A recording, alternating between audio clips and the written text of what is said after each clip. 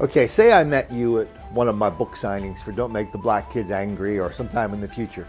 And after the meeting I said, hey, a couple of you guys, I want you to stick around. I really got a great investment opportunity for you. It can't miss.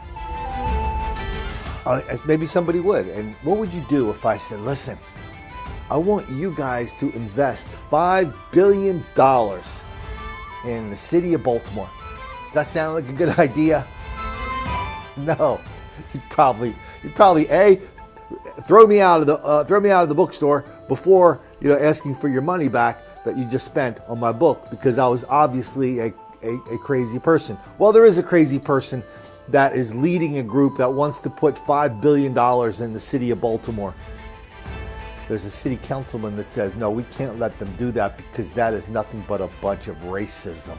City Councilman Ryan Dorsey, a political newcomer elected in November to represent Northeast Baltimore, is under fire for suggesting that Under Armour CEO Kevin Plank's development plans amount to white supremacy.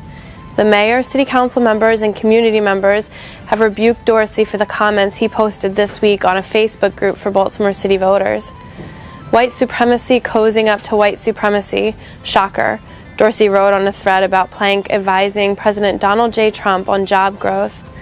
Plank, Dorsey said, is not about Baltimore. He is, himself, an occupying, colonizing, culturally appropriating force. Councilman Eric Costello, who represents parts of South Baltimore, said he's deeply disturbed by Dorsey's comments. He said he considers the comments highly disrespectful for a public official. I personally know Kevin and can speak firsthand to the commitment to the city, to the people who live and work here, and most importantly, kids in the city, Costello said. Plank's Sagamore Development Company is building the $5.5 billion Port Covington project. The development is a waterfront mixed-use community that will include new headquarters for Under Armour, housing, restaurant, shops, and a manufacturing plant. When I talked to Councilman Dorsey today, he stood by his comments. He said Port Covington is the most egregious example of continued segregation in Baltimore.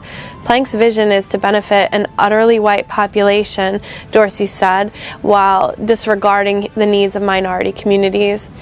It's not about building for the Baltimore we already have. It's about fabricating a new future for Baltimore that ignores the real needs here, Dorsey said.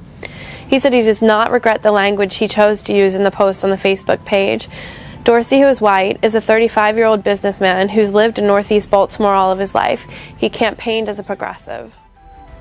That's not the first time I've heard something like this. In my own little town of Wilmington, Delaware, some fool, I forget the name of the company, it was a huge company, well respected, it was a big shipping company, right? When I say they're a fool, I actually don't mean that. A big company wanted to come in and buy the Port of Wilmington, which is losing $8 million a year, but the state puts the money in and pretends it's all good. Say, hey, we'll take it over. We'll spend $250 million to build a new port. And Wilmington, Delaware then will be a center of all these traffic and jobs and commercial activity, because you're basically in the middle of the Atlantic seaboard, this massive superhighway of goods and services coming through this port.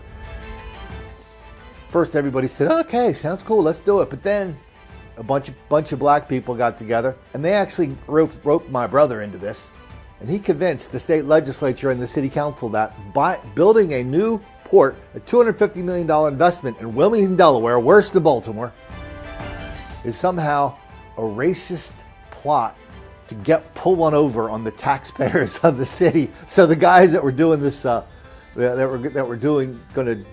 the proposal, they just shrugged their shoulders and said, you know what, we'll just go elsewhere. I mean, we see that a lot. We see that a lot in gentrified neighborhoods. We've done stories in Portland, Seattle, Baltimore, Washington, Oakland, New York, Brooklyn, Bronx. Large-scale black demonstrations about somebody building a nice little apartment or something, and they come in and they go, no, we don't want white people. No, they're very explicit. They're not looking over the shoulder. They're not using euphemisms. They say, no, we don't want white people in this neighborhood. How about Portland? Trader Joe's was going to build a Trader Joe's in the ghetto of Portland, Oregon.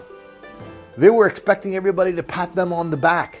What they got was 50 people standing outside on their lot holding a press conference saying, no, we don't want white people in this black neighborhood. Listen, I know how the game is played. Oftentimes, the game is played where you say that.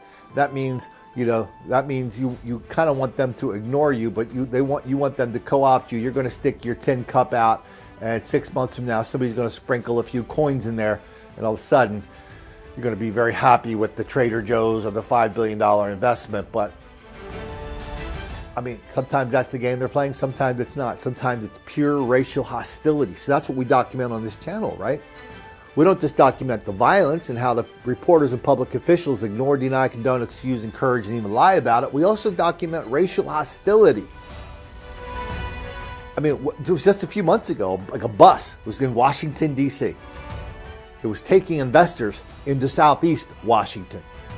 People would look around these buildings and go, yeah, I'll take a piece of that. Sure, I'll buy it. Sure, why not? I mean, people do this. Big real estate companies organize big investors.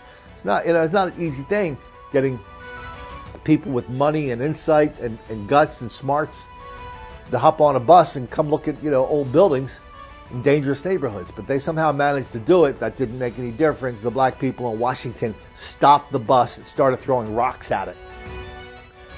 It kind of puts in perspective all these calls for more stuff, more stuff, more stuff, more stuff, more education, more housing, more hospitals, more roads, more free stuff, more.